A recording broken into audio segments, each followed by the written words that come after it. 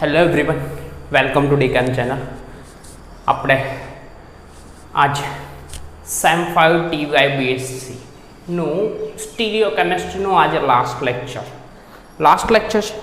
એમાં આજે જોવાનું છે સીન એલિમિનેશન. લાસ્ટ લેક્ચરમાં આપણે ડિસ્કસ કર્યું કે એન્ટી એલિમિનેશન. એન્ટી એટલે કે પરસ્પર સામસામેથી દૂર થાય. સામસામે એટલે કે એમના વચ્ચેનો એંગલ 180 ડિગ્રીના ખૂણે બે ગ્રુપ ડિહાઇડ્રોહેલોજિનેશન કરાવ્યું હતું તેમાં દૂર કર્યા હતા. તો આજે જોવાનું છે સીન એલિમિનેશન. તો સીન એલિમિનેશન એકદમ સિમ્પલ છે કે કેટલાક રિજિડ અણુઓની વાત કરે કે કાર્બન વચ્ચે રોટેશન ન થાય એવા અણુ જે હોય, મોલેક્યુલ્સ હોય, તેને રિજિડ કહેવામાં આવે. કેટલાક રિજિડ અણુઓ જેમાં કાર્બન વચ્ચે મુક્ત પરિભ્રમણ શક્ય નથી. મેં વર્ડિંગ થોડું લખું છું. કેટલાક રિજિડ અણુઓ જેમાં આ રિજિડ અણુ વર્ડિંગનો મતલબ છે કાર્બન વચ્ચે બે કાર્બન વચ્ચે સિંગલ બોન્ડ હોય તો રોટેશન થાય, પણ કાર્બન સિંગલ બોન્ડ વચ્ચે ભ્રમણ શક્ય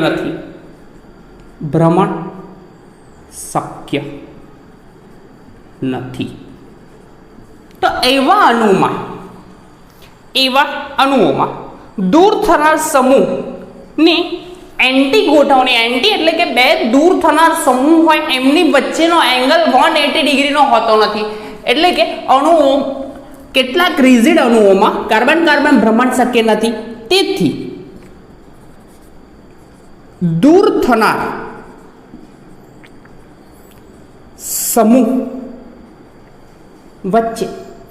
સમૂહની એન્ટી કઈ ગોઠવણી? એન્ટી ગોઠવણી ધરાવતા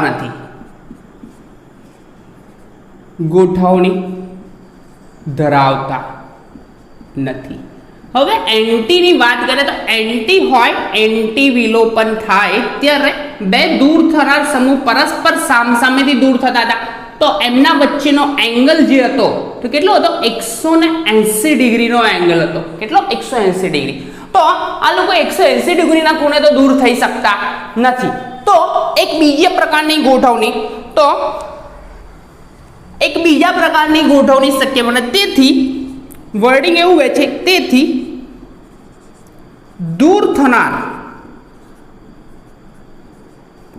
સમૂહની પ્રક્રિયા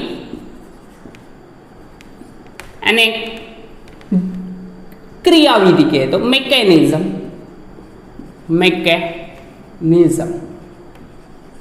જુદા પ્રકારની થાય છે. બુકમાં વર્ડિંગ આવું છે. કેવી થાય? જુદા પ્રકારની થાય છે. જુદા પ્રકારની એટલે કે બે દૂર થનાર સમૂહ એટલે કે કેટલાક અણુમાં દૂર થનાર સમૂહોની જે ગોઠવણી હોય તે સીન પ્રકારની આવે. સીન ગોઠવણી આવે મેં અહીંયા લખી દીધું છે. એન્ટી ગોઠવણી હોય તો એમના વચ્ચેનો એંગલ, દૂર થનાર સમૂહ વચ્ચેનો એંગલ કેટલો? 180. પરંતુ સીન પ્રકારની ગોઠવણી હોય તો એમના વચ્ચેનો એંગલ કેટલો હોય? 0 ડિગ્રી. બે દૂર થતા સમૂહ વચ્ચેનો જ્યારે એટલે કે બે આપણા જે ગ્રુપ એટલે કે ક્રિયાશીલ સમૂહ દૂર થાય કે ગ્રુપ દૂર થાય તેમના વચ્ચેનો એંગલ કેટલો? 0 ડિગ્રીનો હોય. એટલે કે મુક્ત પરિભ્રમણ તો શક્ય નથી. સ્પેશિયલ પ્રકારનું રોટેશન થઈ ને આપણે એંગલ 180નો સેટ થઈ શકે નહીં. તો આપણે આમાં 0 ડિગ્રીના એંગલે આ લોકો દૂર થાય. તો આ જે એલિમિનેશન છે એટલે કે દૂર થાય એટલે કે વિલોપન છે. આ દૂર થતો એટલે કે આ વિલોપનને કયું વિલોપન કહે છે? સીન વિલોપન કહે છે. તો વર્ડિંગ એવું કે કેટલાક અણુઓમાં દૂર થતા સમૂહોની ગોઠવણી સીન પ્રકારની હોય છે. કેટલાક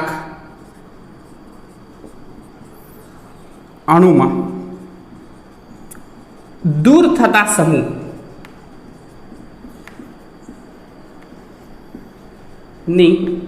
ગોઠવણી સીન પ્રકારની.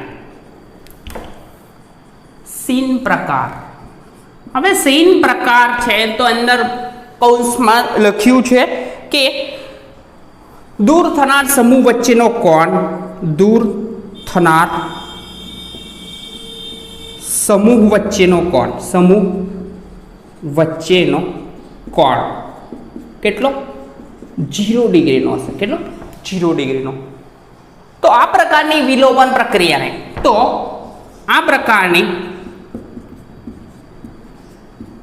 વિલોપન અથવા એલિમિનેશન રિએક્શનને આ પ્રકારની વિલોપન પ્રક્રિયાને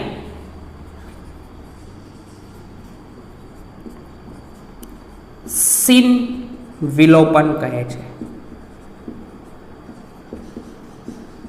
આટલું બધું વર્ડિંગ યાદ ના રાખવું હોય તો એકદમ સિમ્પલ, કેટલાક રિજિડ અણુ હોય એમાં રોટેશન શક્ય નથી, એટલે કે 180 ડિગ્રીના ખૂણે આ લોકો દૂર થાય એવું શક્ય હોતું નથી. તો કોઈક બીજા પ્રકારની ગોઠવણી હોય, તો બીજા પ્રકારની જે ગોઠવણી હોય છે એમાં દૂર થનાર સમૂહ કેટલા 0 ડિગ્રીના એંગલે આ લોકો દૂર થાય છે.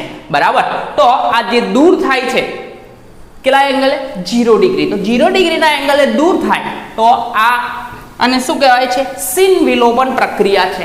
તો આ ભાઈનું ઉદાહરણ એકદમ સિમ્પલ ઉદાહરણ છે નોરબોરેન. હવે નોરબોરેનનું સ્ટ્રક્ચર જોઈએ તો આ રીતનું હોય છે. 6 મેમ્બર રિંગ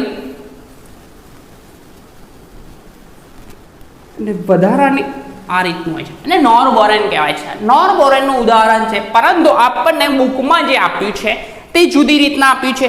ડ્યુટેરેટર નોરબોરેન આપેલું છે, તો આને કહેવાશે નોરબોરેન.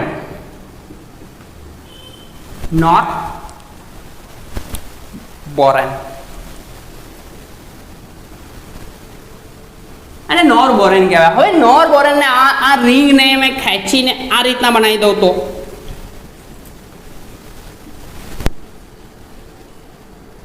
તો આ ભાઈને આ રીતે પણ લખી શકાય. બરાબર છે. તો અહીંયા ગ્રુપ લાગેલા હશે, એક ટોસાઇલ ગ્રુપ લાગેલું હશે OTS.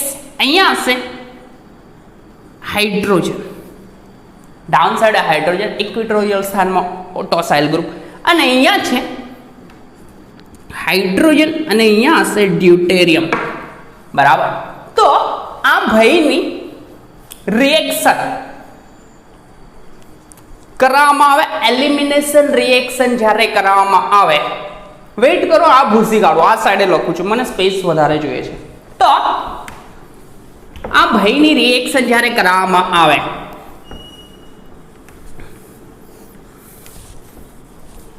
એલિમિનેશન રિએક્શન, તો મેં સ્ટ્રક્ચર અહીંયા દોરું છું. નોરબોરેન, આ તો એકદમ સિમ્પલ વર્ડિંગ છે. એમાં કહેવા એટલું જ માંગે છે, જો સીન વિલોપન પ્રક્રિયા થાય તો દૂર થનાર સમૂહ વચ્ચેનો એંગલ કેટલો? 0 ડિગ્રીનો. તો જો મેં નોરબોરેન દોરું છું,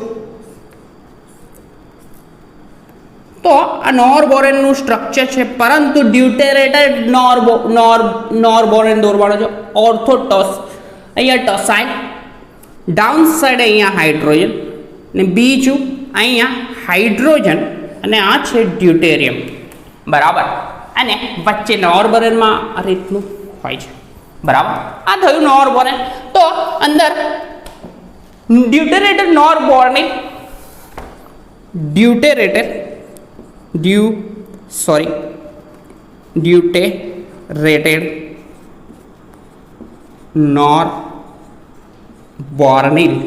બુકમાં ડ્યુટેરેટેડ બોર્નિલ શબ્દ વાપરે છે, બોરેન કે તો બી ચાલે.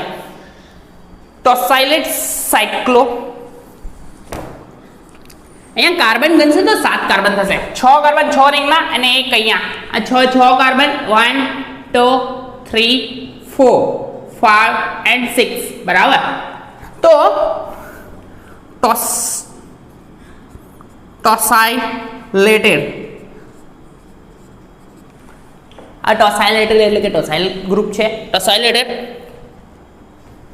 ટોસાઇલેટ બાયસાયક્લો, કેમ કે બાયસાયક્લો, કેમ કે અંદર રિંગ જોશો તો 2 દેખાશે, છે જુદી જુદી પ્રકારની 2 રિંગ છે. તો બાયસાયક્લો, કાર્બનની સંખ્યા કેટલી છે? આ 6 અને આ 7. 7 એટલે કે હેપ્ટેન કહેવાશે, પરંતુ અંદર 2 to 1 કીધું છે, 2 to 1 હેપ્ટેન.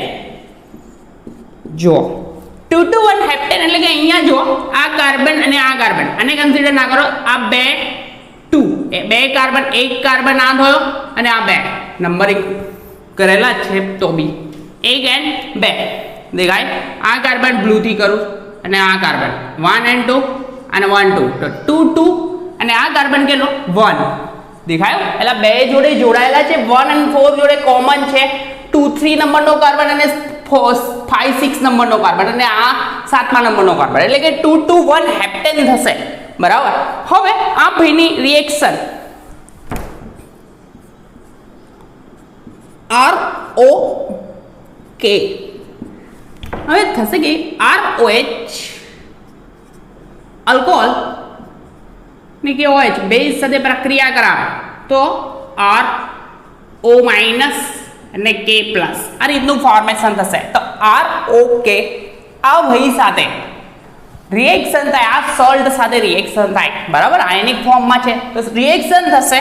તો આ ભાઈ કરશે હું RO માઇનસ ગ્રુપ જે છે તે પ્રોટોન એબ્સ્ટ્રેક્ટ કરશે. RO માઇનસ ગ્રુપ છે તે પ્રોટોન એબ્સ્ટ્રેક્ટ કરે. બરાબર. પરંતુ અહીંયા આપણે રિએક્શન જે કરાવવાની છે તે રિએક્શનમાં બે દૂર થનાર સમૂહ એટલે કે આ પ્રોટોનની જગ્યાએ આ ભાઈ આ ડ્યુટેરિયમને એબ્સ્ટ્રેક્ટ કરશે અને OTS ગ્રુપ જશે આ. તો થશે કેવું તે મેં સ્ટ્રક્ચર એઝ ઇટ ઇઝ લખું એવું ને એવું. તો પહેલા નોરબોરેન ભાઈને દોરી દઉં. આ નોરબોરેન અહીંયા કોણ હતું OTS ડાઉન સાઈડે હાઇડ્રોજન, અહીંયા ડાઉન સાઈડે હાઇડ્રોજન એન્ડ અહીંયા કોણ હતું ડ્યુટેરિયમ. હવે થશે કેવું તે જો બોન્ડ બ્રેક થાય, બોન્ડ બ્રેક થશે તો થશે કેમ તે.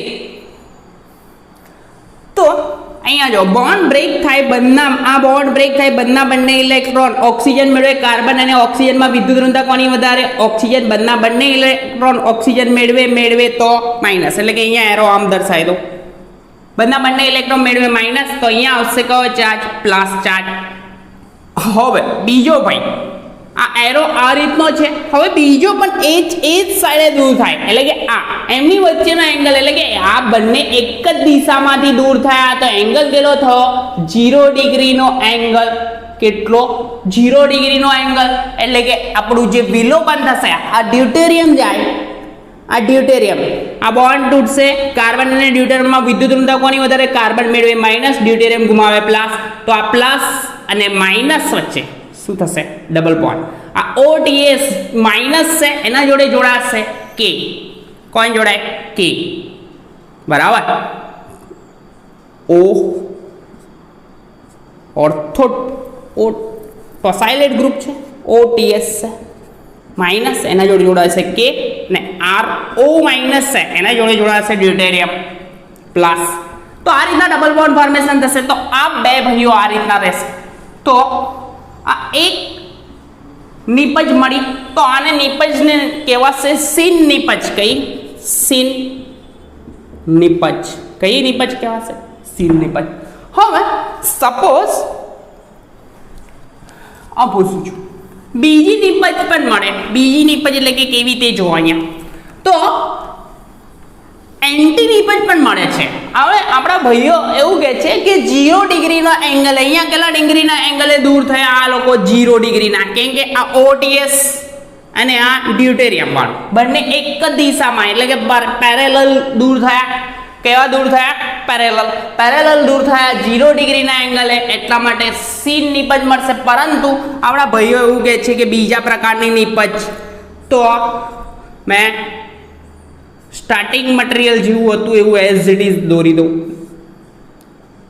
અહીંયા હતું ઓર્થો ટોસાઇલ, અહીંયા હતો હાઇડ્રોજન, આ હતું હાઇડ્રોજન અને અહીંયા હતો ડ્યુટેરિયમ. તો અહીંયા થાય છે એવું કે આ બે ગ્રુપ એક આ ડાઉન સાઈડ વાળો હાઇડ્રોજન બોન્ડ તૂટશે, આ બોન્ડના બંને ઇલેક્ટ્રોન આ મેળવે અને બીજી વખતે આ બોન્ડ તૂટે તો આ બોન્ડ તૂટે તો ઓક્સિજન મેળવે માઇનસ, કાર્બન ગુમાવે પ્લસ, અને અહીંયા પણ આ બોન્ડ તૂટે તો કાર્બન મેળવે માઇનસ, હાઇડ્રોજન ગુમાવે plus.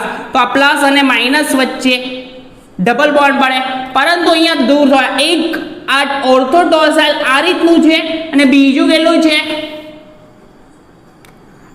H plus down side હતી, એટલે કે એમના વચ્ચેનો એંગલ જે બન્યો તે 120 ના ડિગ્રીના ખૂણે બોલે. તો 180 સિવાયના 120 ડિગ્રીના ખૂણે જે દૂર થઈને પ્રોડક્ટ મળે છે તે કઈ પ્રોડક્ટ મળે? એન્ટી પ્રોડક્ટ મળે. કઈ પ્રોડક્ટ? એન્ટી. તો અહીંયા મેં પરફેક્ટ કરી દઉં, આ OTS બી ગયું અને તો આ હાઇડ્રોજન ડબલ બોન્ડ જેવો બનશે, એટલે કે આ લોકો ગોઠવાઈ જશે. અહીંયા બી સુધાર દો, આ હાઇડ્રોજન ના લખો તો બી ચાલે અહીંયા હાઇડ્રોજન, કેમ કે ખબર પડી જાય સંયોજકતા પૂરી કરવા માટે કોણ મૂકવાના હોય? હાઇડ્રોજન. આમ નિપજ મળી, કઈ મળી? એન્ટી નિપજ. બરાબર. કઈ નિપજ મળી? એન્ટી નિપજ. તો પહેલી જે નિપજ મળી તે સીન નિપજ મળી. સીન નિપજ એટલે કે બંને જે દૂર થયા ઓર્થોડોક્સાઇલ અને ડ્યુટેરિયમ તે બંને એક 0 ડિગ્રીના એંગલે, અને આ કેટલા ડિગ્રીના એંગલે? 120 ડિગ્રીના એંગલથી દૂર થશે. શું થશે? એંગલ કેટલો? 120 ડિગ્રીના. તો 120 ડિગ્રીના એંગલેથી દૂર થાય તેને કઈ નિપજ કહેવાય? એન્ટી. તો આ એન્ટીમાં એક વધારો થઈ ગયો, આ એન્ટી નિપજ. તો આ ભાઈ આની રિએક્શન કરાવી તો આ સીન અને એન્ટી નિપજ મળી, જેમાં 98% આ ભાઈ હતો કોણ? સીન નિપજ, અને આ 0%, એટલે કે એન્ટી નિપજ મળતી જ નથી. આ લીધું એટલે કે આ લઈને RO માઇનસ એટલે કે સોલ્ટ લીધો, આલ્કોહોલનો સોલ્ટ, પોટેશિયમ સોલ્ટ, તો આપણને આ નિપજ મળી E2 વિલોપન રિએક્શન. બરાબર. તો આપણને 98% મળી. હવે ક્રાઉન ઇથર. હવે ક્રાઉન ઇથર તમે લોકોએ સાંભળ્યું નહીં હોય, કદાચ સાંભળ્યું હોય તો ઠીક છે. તો ક્રાઉન ઇથરની હાજરીમાં, એટલે કે આ ક્રાઉન ઇથરની હાજરીમાં રિએક્શન કરવામાં આવે. કોની? ક્રાઉન ઇથરની હાજરીમાં રિએક્શન કરવામાં આવે છે.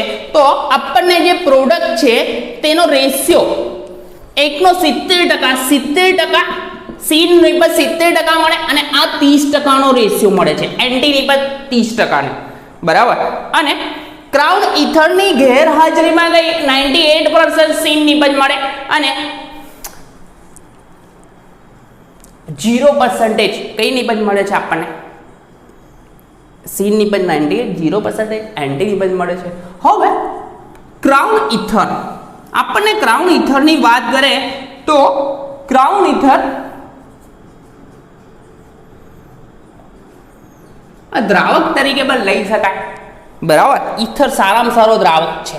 તો આ ઇથરનું મેં સ્ટ્રક્ચર દોરું ને તો 18 ક્રાઉન કીધો છે, 18 ક્રાઉન 6, 18 ક્રાઉન 6 બુકમાં આપ્યો નથી તો જોઈ લો. 1 2 3 4 5 ને 6 ઓક્સિજન હશે.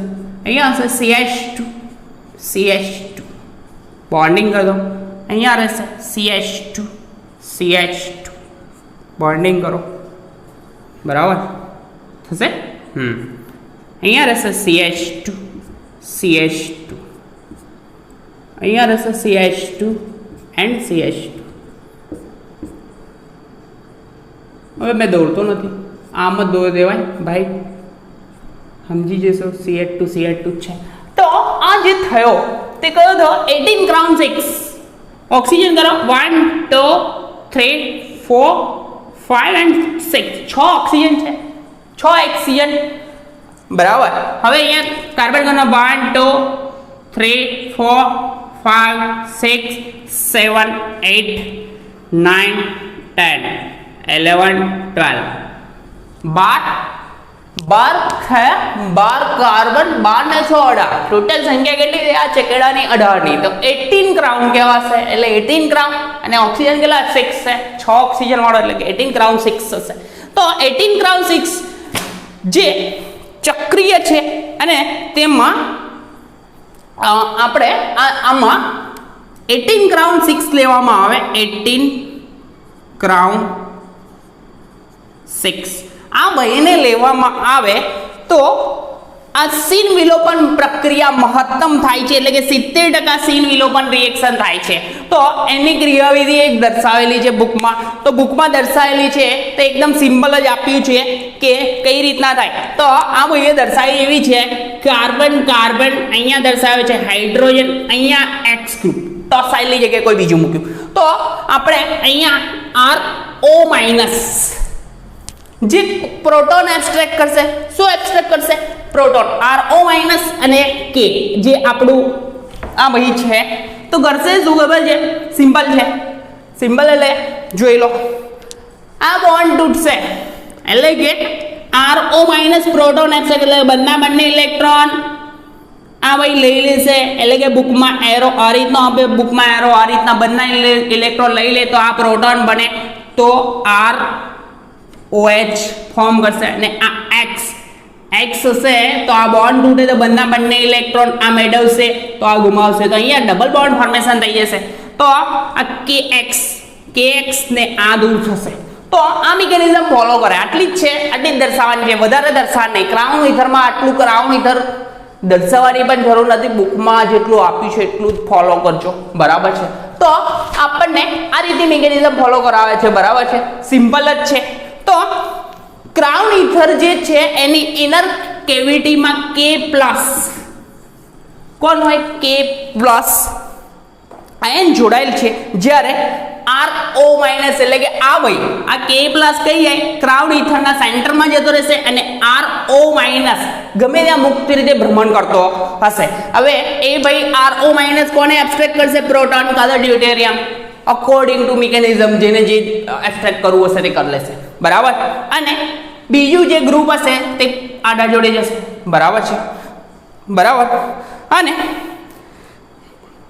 જે મળતી નિપજ છે આ ક્રાઉન ઇથરના કારણે કઈ છે? સીન નિપજ છે. હવે આ એક ઉદાહરણ એક્ઝામ્પલ નંબર એક એક્ઝામ્પલ હતો. સેકન્ડ વન છે. સેકન્ડ વન તો બહુ ઈઝી છે. તો સેકન્ડ વન એક ચક્રીય સંયોજન લીધું છે NN. આ ભૂસું સ્ક્રીનશોટ લઈ લેજો ભાઈ, ભૂસું છું. એક જ વસ્તુ યાદ રાખવાની, સીન વિલોપન જે પ્રક્રિયા જે થાય છે તો તેમાંથી જે દૂર થતા એટલે કે એલિમિનેશન થાય છે તો બે સમૂહ છે તેમના વચ્ચેનો એંગલ કેટલો? 0 ડિગ્રીનો હોય છે, બરાબર છે. કેટલા ડિગ્રીનો? 0 ડિગ્રીનો. ત્યાર પછી સેકન્ડ વન છે. સેકન્ડ વન બી એકદમ ઇઝી છે. આ ક્રાઉન ઇથર રવા દો છું, સ્પેસ જોઈશે તો પૂછીશ. તો જોઈ લો, આ બીજું ઉદાહરણ છે કે NNN ટ્રાઇમિથાઇલ સાયક્લોબ્યુટેન કીધું છે.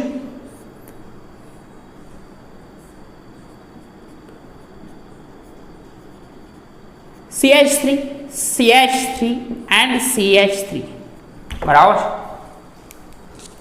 આ ભાઈ સમતલની બહાર દર્શાવ્યો છે બ્રોડ લાઈન કરીને, બરાબર.